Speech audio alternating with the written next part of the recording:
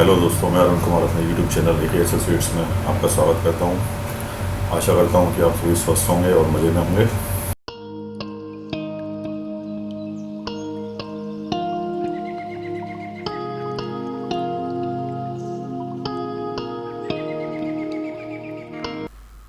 दोस्तों, आज का जो विषय है, कंपोजिशन डीलर के लिए एनुअल रिटर्न किस तरीके से फाइल करनी होती है, यानी कि GSTR 4। देखिए दोस्तों, हर कंपोजिशन डीलर को, चाहे उसने सेल या परचेज किया है या नहीं किया है, उसको हर साल के आखिरी में नेक्स्ट फाइनेंशियल ईयर के मंथ अप्रैल 30 तक उसको अपनी GSTR 4 एनुअल रिटर्न फाइल करनी होती है। अगर उसने कोई सेल या परचेज नहीं किया हुआ है तो उसको नील रिटर्न फाइल करनी पड़ती है, और अगर उसने कोई सेल या परचेज़ किया हुआ है तो वो डेटा फीड करके जो भी रिक्वायर्ड है और उसको अपनी GSTR 4 एनुअल रिटर्न को फाइल करना होता है। तो देखिए दोस्तों, सबसे पहले GSTR 4 एनुअल रिटर्न को फाइल करने के लिए हम लोग GST के पोर्टल पर लॉगिन कर लेते हैं। सबसे पहले GST की साइट gst.gov.in को हम लोग ओपन करते हैं ब्राउज़र में, और जैसा कि आप सामने देख रहे हैं, होम पेज खुला हुआ है। इसमें आप लोग लॉगिन पर जाते हैं। लॉगिन पर जाते ही आपका जो भी यूज़र नेम है जिसकी GSTR 4 आप फाइल कर रहे हैं, और देन उसका पासवर्ड, उसके बाद कैप्चा कोड डाल के आप उसको लॉगिन कर लेते हैं। जैसे ही ये लॉगिन हो जाता है तो आपके सामने डैशबोर्ड ओपन हो जाता है। तो इसको आज हम लोग एक मैनुअल के ज़रिए समझेंगे, जो कि GST के ट्यूटोरियल साइट से हम लोग डाउनलोड किया हुआ है मैंने, तो वहाँ से इसको समझते हैं। आइए देखिए दोस्तों, आप देख रहे हैं स्क्रीन पर मैनुअल जो है, filing form GSTR 4 annual return. ये 2019-20 का है हालांकि, लेकिन अभी वही फॉर्मेट है जो अभी 2023-24 जैसे कि अभी चल रहा है। मार्च एंड होने वाला है 31। उसके बाद जैसे अप्रैल आ जाएगा तो आप अपनी GSTR 4 एनुअल रिटर्न फाइल कर सकते हैं 30 तारीख तक। उसके बाद आपकी लेट फीस लगना चालू हो जाती है। तो इसको किस तरीके से फाइल करना है, क्या डेटा रिक्वायर्ड रहता है, वो सारी चीज़ें आप समझते हैं इसमें। आइए, जब आप लॉगिन कर लेते हैं तो डैशबोर्ड ओपन हो जाता है, और डैशबोर्ड में आप देख रहे हैं जैसे कि ये माउस का कर्सर है, रजिस्ट्रेशन, लेजर्स और रिटर्न्स। आप लोगों को सर्विसेज में जाकर रिटर्न्स पर क्लिक करेंगे तो एनुअल रिटर्न का ऑप्शन आएगा। इसमें आप लोगों को एनुअल रिटर्न पर सेलेक्ट करके उसको ओपन कर लेना है। जैसे ही आप लोग इसको ओपन करते हैं तो वो सेकंड आपसे स्टेप्स में फाइनेंशियल ईयर पूछता है। जो भी फाइनेंशियल ईयर आपको सेलेक्ट करना है वो आप सेलेक्ट कर सकते हैं। प्रेजेंट में 2023-24 चल रहा है तो आप उसे सेलेक्ट करेंगे। उसके बाद आप देख रहे हैं जैसे ही आप उसको सर्च करते हैं तो आपके सामने इस तरीके से एक टाइल ओपन होकर आती है। इसमें लिखा रहता है एनुअल रिटर्न GSTR 4। उसकी ड्यू डेट आप देख रहे हैं, इसमें ड्यू डेट एक अलग है, जो पुराना है 2019-20 का, लेकिन प्रेजेंट में 2023-24 जो फाइनेंशियल ईयर चल रहा है उसके लिए ड्यू डेट 30 अप्रैल 2024 रहेगी। तो देखिए दोस्तों, GST में जैसे कि आप लोग जानते हैं, ज़्यादातर सारी की सारी रिटर्न जो है दोनों तरीक़ों से फाइल कर सकते हैं। या तो आप उसको प्रिपेयर ऑनलाइन कर सकते हैं, या इसको ऑफलाइन टूल के ज़रिए फाइल कर सकते हैं। ऑनलाइन में आप डेटा सीधे के सीधे सबमिट करते जाते हैं और फाइल कर देते हैं। ऑफलाइन टूल में क्या है कि उसका पैटर्न थोड़ा सा अलग होता है। उसमें आप लोगों को एक ऑफलाइन टूल में सबसे पहले डेटा फीड करते हैं, उसके बाद JSON फाइल जनरेट करके उसको अपलोड करते हैं। दोनों में जो डेटा रिक्वायर्ड रहता है वो सेम ही है, बाकी दोनों को फाइल करने का जो प्रोसेस है वो अलग अलग रहता है। अभी आज जो वीडियो है इसमें हम लोग ऑनलाइन किस तरीके से GSTR 4 को फाइल करना है वो समझेंगे। तो ये टैब जैसे ही आपके सामने ओपन होता है तो आपको प्रिपेयर ऑनलाइन पर क्लिक करना है। प्रिपेयर ऑनलाइन पर आप जैसे ही क्लिक कर लेंगे तो आपके सामने इस तरीके से डैशबोर्ड ओपन होके आ जाएगा। जैसा कि आप देख रहे हैं कि ये एक GST नंबर है। ये जस्ट फॉर एजुकेशनल पर्पज़ है दोस्तों, ये किसी भी पार्टी का GST नंबर है या कोई ऐसा लीगली नहीं है जो आप देख रहे हैं सामने। ये केवल एजुकेशन पर्पज़ से दिया हुआ है GST ने, तो केवल इसको हम समझने के लिए यूज़ कर रहे हैं। तो आप देख रहे हैं कि सबसे पहले आपसे वो पूछ रहा है aggregate turnover of previous financial year. तो इसमें आपके पिछले साल का जो भी GST में टर्नओवर आपने दिया है तो वो आपको इसमें फीड कर देना है। उसके बाद आपको सेव कर लेना है।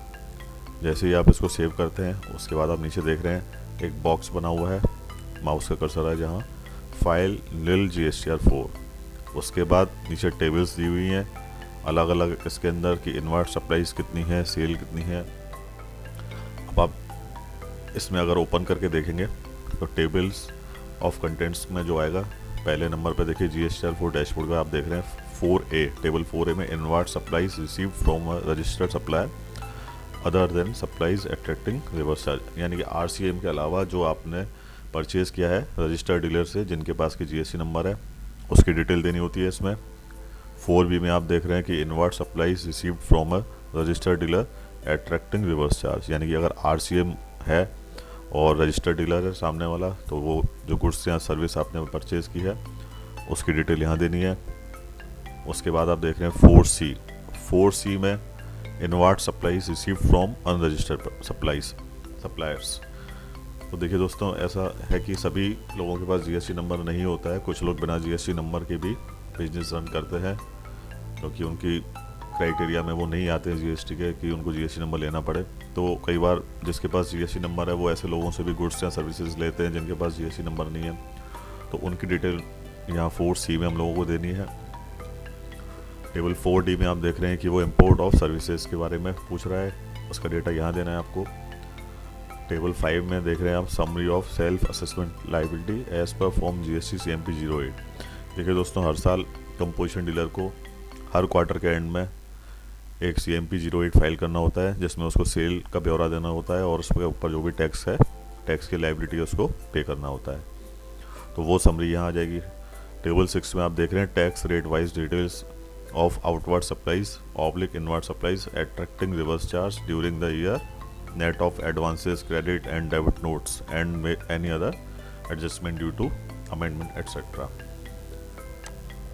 यहाँ आपको जो भी आपने सेल किया या परचेज किया उसका टैक्स रेट के हिसाब से उसका डिटेल देना है। नेक्स्ट आप देख रहे हैं 7 में TDS oblique TCS credit received. कोई भी TDS या TCS का क्लेम आपने किया है ड्यूरिंग द ईयर तो उसको आपको यहाँ देना है डिटेल को।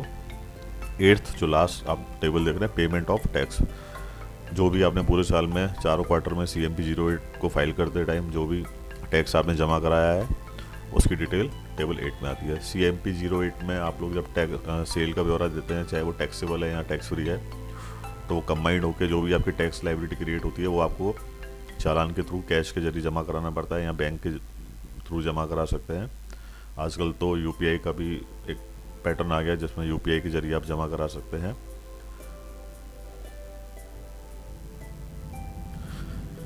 कंपोजिशन डीलर देखिए दोस्तों, किसी भी इनपुट को क्लेम नहीं कर सकता है, चाहे वो गुड्स का है सर्विसेज का है। कंपोजिशन डीलर में जो भी आपकी टैक्सेबल सेल्स है उसके ऊपर जो भी टैक्स लाइबिलिटी है वो आपको सीधा का सीधा पे करना होता है। इसमें कोई भी इनपुट का बेनिफिट नहीं मिलता है। तो इसमें सीधा का सीधा आप देख रहे हैं टेबल 8 में पेमेंट ऑफ टैक्स के बारे में पूछा गया है। नेक्स्ट आप देख रहे हैं कि जैसे ही आप पिछले साल का टर्नओवर इसको सेव कर लेते हैं तो ऊपर सेव रिक्वेस्ट एक्नॉलेज ये आ जाता है।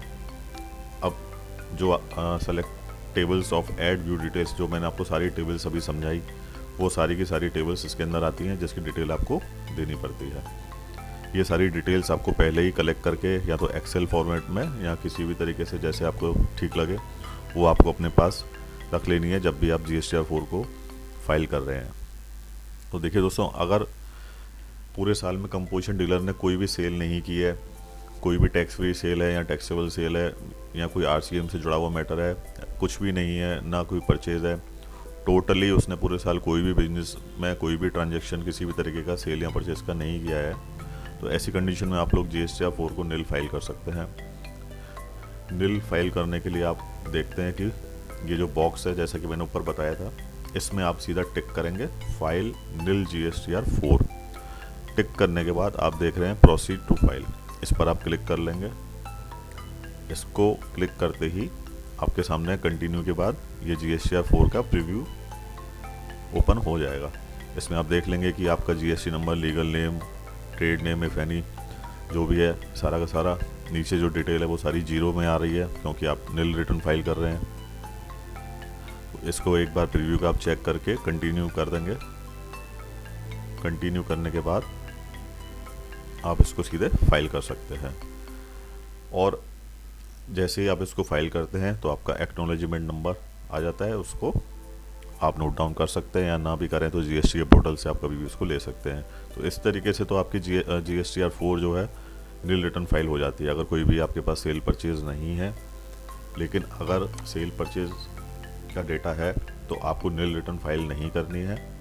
उस कंडीशन में आपको जो भी डेटा रिक्वायर्ड है, जो जैसे कि मैंने टेबल्स आपको बताई, तो वो टेबल्स वाइज आपको डेटा फीड करना होता है। तो आइए समझते हैं टेबल के हिसाब से कि क्या क्या डेटा रिक्वायर्ड है और किस तरीके से हम लोगों को उसको फीड करना होता है।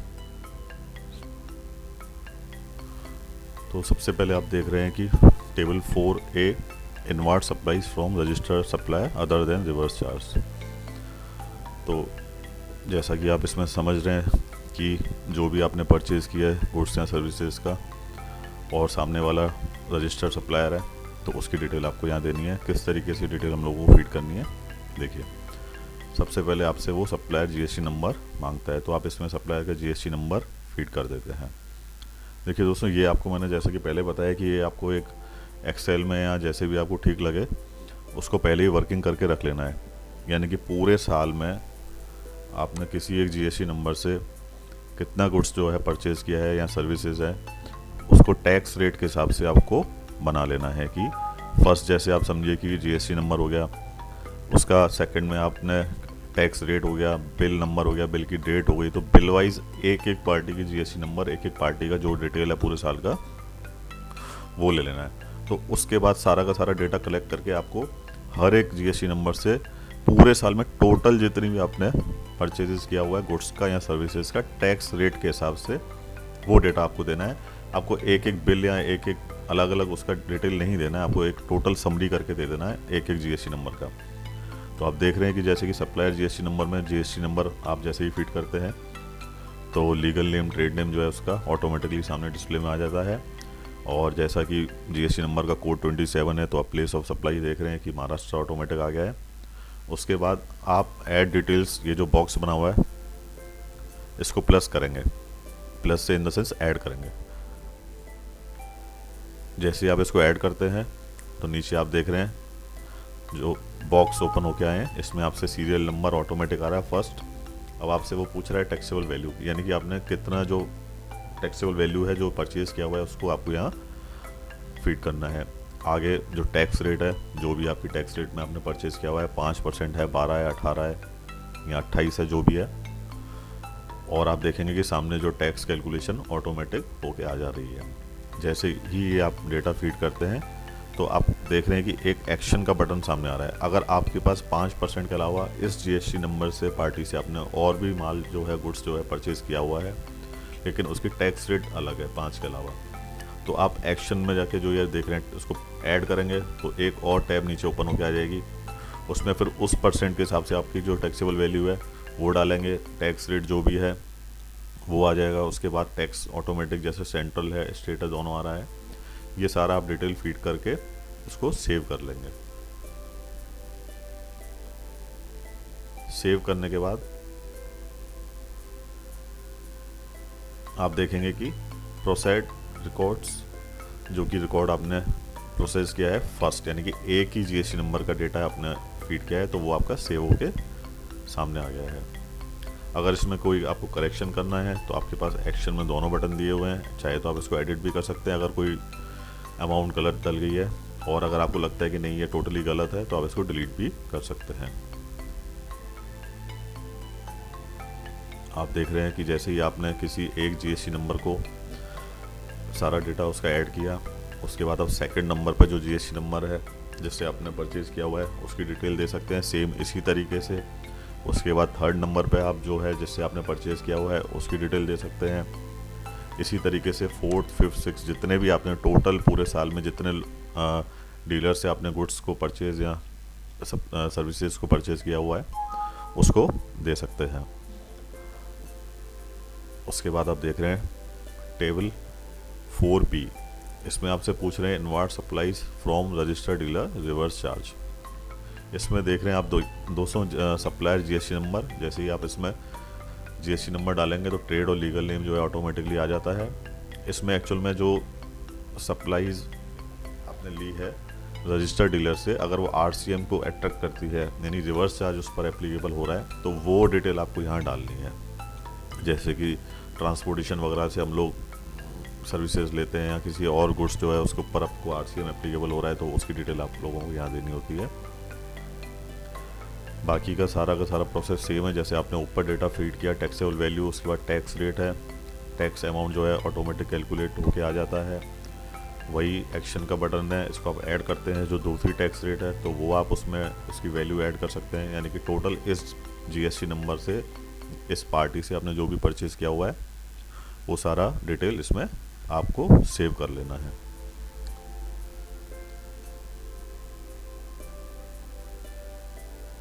उसके बाद आप देख रहे हैं कि सेकंड अगर कोई जीएसटी नंबर है, कोई डीलर है, तो उसको आप ऐड कर लेंगे। ऐसे ही कोई तीसरा है या चौथा है, जितने भी टोटल आपके पास डीलर हैं जिनसे आपने परचेज़ किया है और आरसीएम एप्लीकेबल होता है, तो वो सारी डिटेल आपको यहाँ सेव कर लेनी है। नेक्स्ट टेबल आप देख रहे हैं 4C, inward supplies from unregistered supplier. देखिए दोस्तों, जिस पार्टी के पास भी जीएसटी नंबर है, जो जीएसटी नंबर लेके कारोबार कर रहा है, तो वो जब अपने गुड्स को परचेज़ करता है या सर्विसेज को, तो हो सकता है कि सामने वाले पार्टी के पास जीएसटी नंबर हो या हो सकता है कि उसके पास जीएसटी नंबर ना हो, वो उस क्राइटेरिया में नहीं आता है, तो वो बिना जीएसटी नंबर के कारोबार कर रहा है। तो कुछ कंडीशंस में आप लोगों को ऐसी डीलर से परचेज़ करना पड़ जाता है जिनके पास जीएसटी नंबर नहीं है। तो ऐसी कंडीशन में आप उनका पैन नंबर उनसे ले सकते हैं और अपनी डिटेल को इसमें टेबल 4C में फीड कर सकते हैं। देखिए 4C में आप देख रहे हैं जो है ऐड डिटेल्स में रिवर्स चार्ज का बॉक्स बना हुआ है, उसके नीचे सप्लायर पैन नंबर, क्योंकि ये अनरजिस्टर्ड डीलर है तो यहाँ जीएसटी नंबर तो उसके पास होगा नहीं, लेकिन पैन नंबर ज़रूर होगा, क्योंकि आज के इस दौर में पैन और आधार एक ज़रूरी डॉक्यूमेंट्स हैं जो कि जनरली सभी लोगों के पास मिल जाएंगे। और जो लोग बिजनेस को रन कर रहे हैं तो उनके पास तो पैन नंबर होना ही चाहिए। तो आप देख रहे हैं कि इसमें सप्लायर का पैन नंबर आप दे देंगे। उसके बाद जो उसका ट्रेड लीगल नेम जो भी है वो आप मैनुअली फीड कर सकते हैं, चाहे तो उसका जो नेम है अगर इंडिविजुअल फर्म है तो वो उसमें आ ही जाएगा। उसके बाद आप देख रहे हैं ऐड डिटेल्स। ऐड डिटेल में आप देख रहे हैं कि जैसे ही आप इसको ऐड करेंगे उसकी same taxable value, tax rate, उसके ऊपर आपको टैक्स फला लेना है जो भी आपकी टैक्स रेट के हिसाब से टैक्स बन रहा है, और आप उसको सेव कर लेंगे। इसी हिसाब से आप देखेंगे कि कोई दूसरी पार्टी अनरजिस्टर्ड है और आपने उससे गुड्स परचेज़ किया है या सर्विसेज, तो उसका पैन नंबर, इसी तरीके से तीसरा कोई पार्टी ऐसी है तो उसका पैन नंबर से उसको सारे डेटा को आपको फीड कर देना है।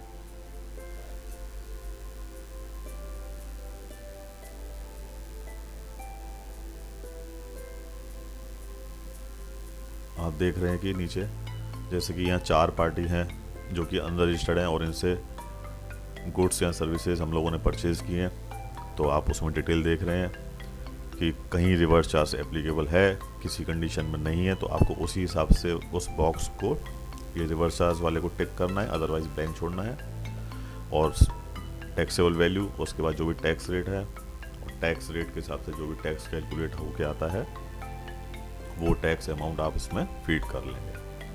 देखिए दोस्तों, यहाँ आईजीएसटी हेड में टैक्स जो है नहीं निकल के आएगा, क्योंकि स्टेट का पता नहीं लग पाएगा पैन नंबर से कि कौन सी स्टेट से आपने जो है परचेज़ किया हुआ है। तो इसमें जनरली आपको एक इंट्रा स्टेट ही मानते हुए इसको ट्रीट करना है। और उसके अलावा सेकंड जो नहीं आने का रीज़न है इंटर स्टेट टैक्स में, आप लोग जानते हैं कि कंपोजिशन डीलर या अनरजिस्टर्ड डीलर जितने भी हैं वो अदर स्टेट में सेल नहीं कर सकते हैं, तो इसीलिए यहाँ आईजीएसटी हेड में कोई भी टैक्स नहीं आएगा।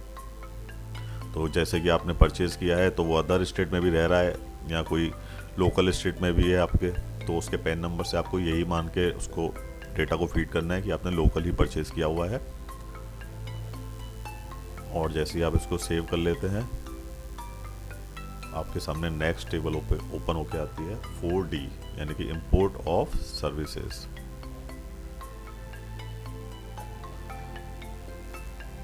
इंपोर्ट ऑफ सर्विसेज में देखिए दोस्तों, अगर आपने कोई भी सर्विस इंपोर्ट की है किसी दूसरे कंट्री से, तो उसकी डिटेल आपको यहाँ देनी है। जनरली इस टेबल को आप ब्लैंक भी छोड़ सकते हैं क्योंकि ये मैंडेटरी में नहीं है, लेकिन अगर आप इसकी डिटेल देना चाहें तो दे सकते हैं। तो आप देख रहे हैं कि प्लेस ऑफ सप्लाई जो है, इसमें महाराष्ट्र से कोई इंपोर्ट किया सर्विसेज लिया हुआ है। जो प्लेस ऑफ सप्लाई है, एक्चुअल में इंपोर्ट तो अदर कंट्री का हो जाएगा, वो डिटेल आपको यहाँ देनी है। और सेम जैसे ही आप इसको ऐड करते हैं, डिटेल जो है रिक्वायर्ड वो सेम सभी में एक जैसी है। टैक्सेबल वैल्यू, उसके बाद टैक्स रेट, उसके बाद अमाउंट ऑफ टैक्स। इसमें IGST ऐड में आप देख रहे हैं टैक्स आ रहा है। और सेम इसमें एक्शन का बटन है, इसमें आप चाहें तो उसको और फर्दर जो भी टैक्स रेट के हिसाब से टैक्सेबल वैल्यूज़ हैं वो ऐड कर सकते हैं, अदरवाइज आप इसको सेव कर सकते हैं।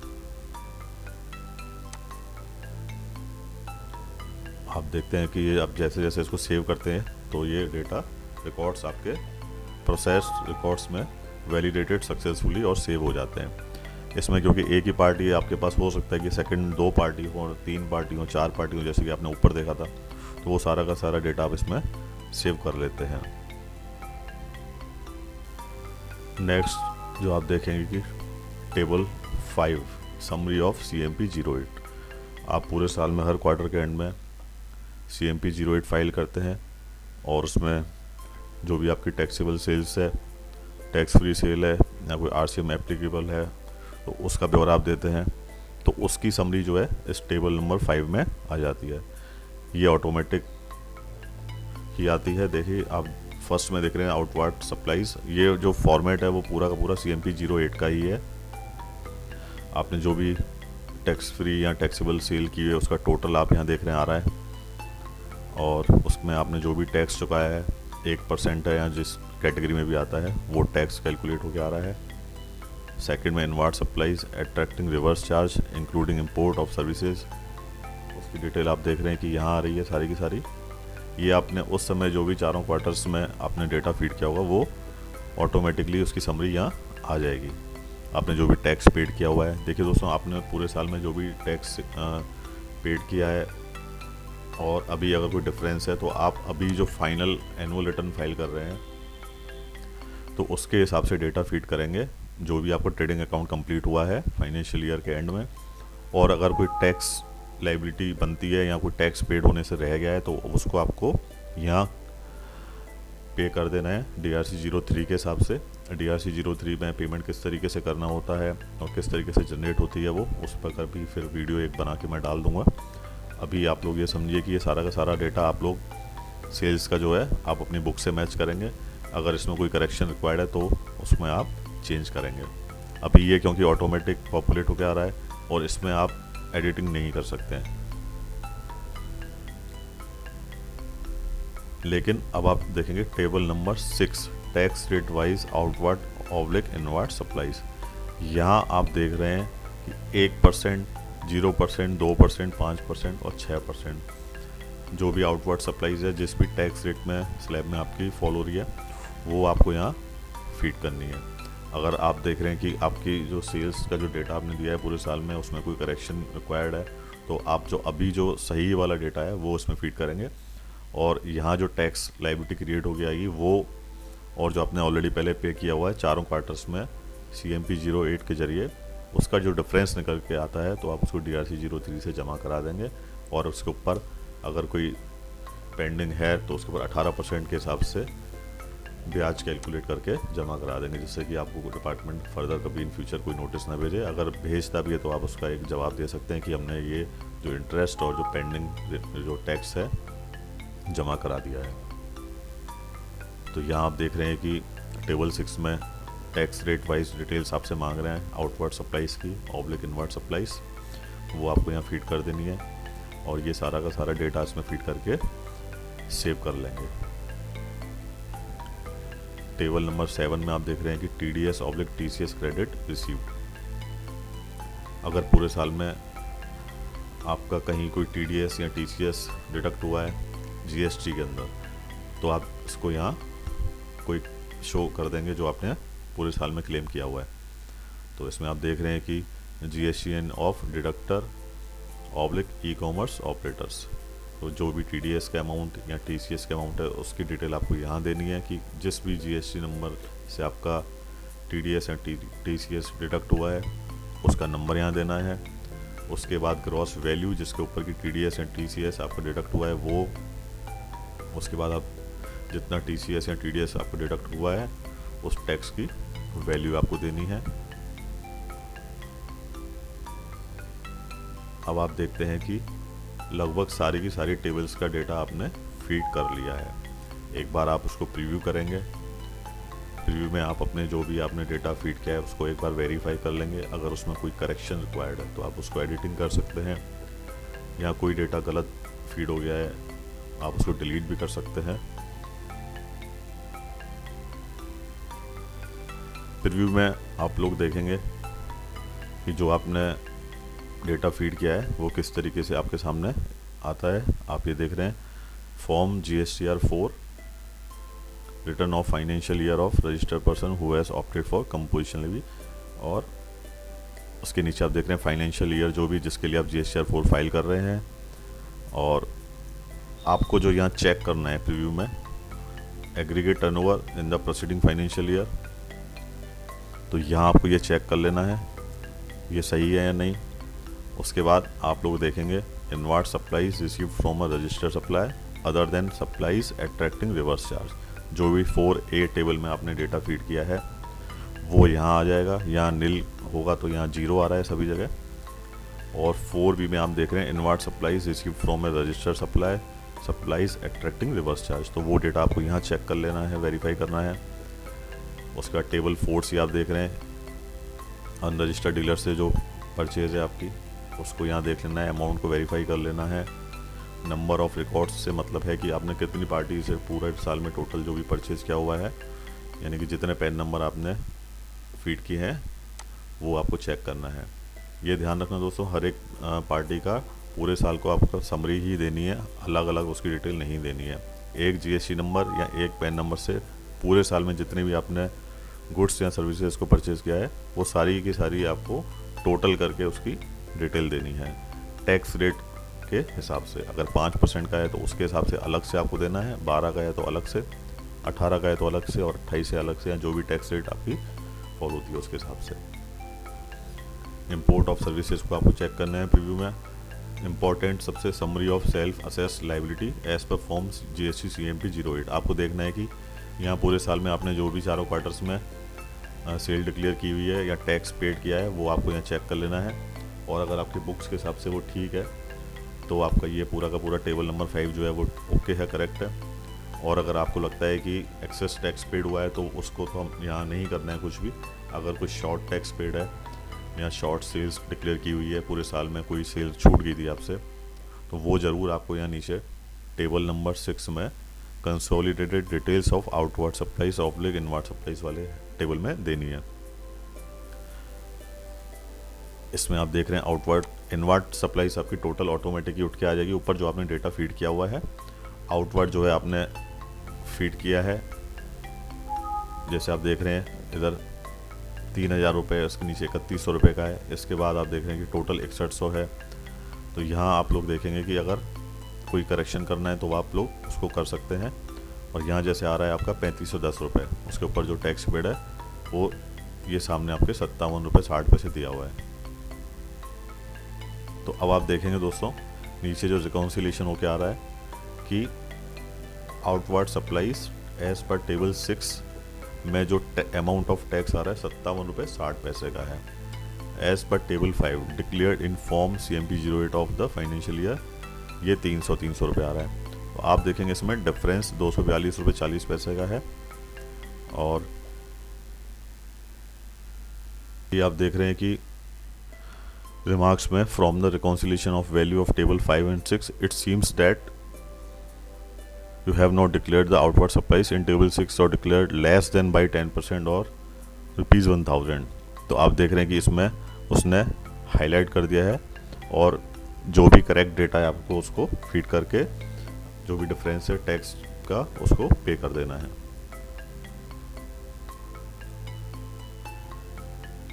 और उसके बाद ही आपको देखिए नीचे वो बोल रहे हैं कि please provide the required details before proceeding for filing, यानी कि आपको फाइल करने से पहले सही डेटा आपको इसमें फीड करना है, जिससे कि ये जो डिफरेंस है वो ख़त्म हो जाए, और अगर कोई डिफरेंस आता है तो आप उसको DRC 03 से जमा कराना है।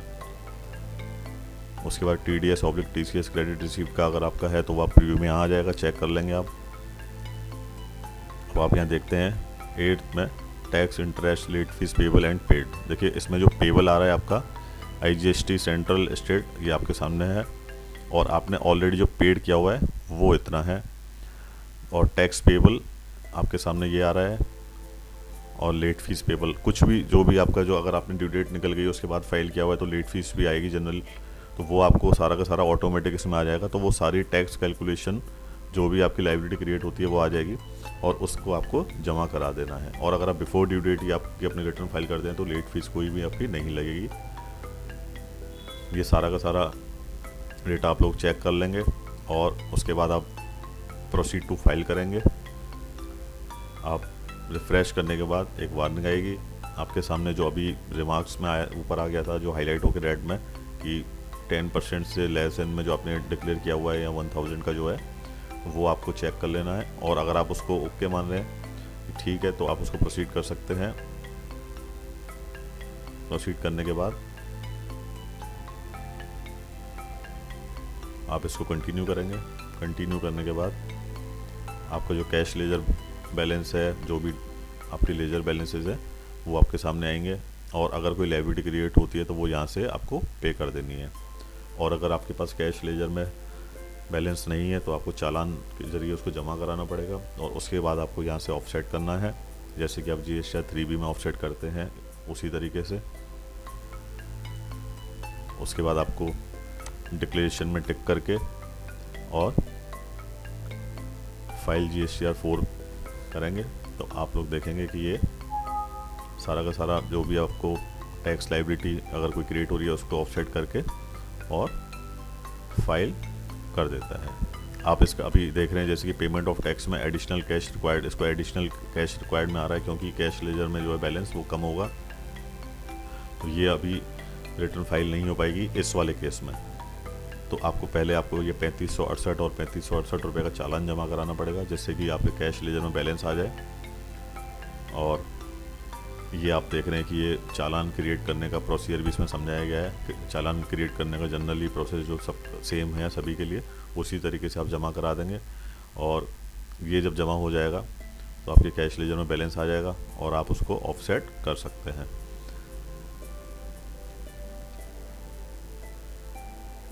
जैसे ही आप सारा का सारा ये ऑफसेट कर लेंगे डेटा, तो आप यहाँ जैसे ही फाइल करने जाएंगे तो आपके पास दोनों ऑप्शन आएंगे, जैसे कि आप जानते हैं DSC और EBC से।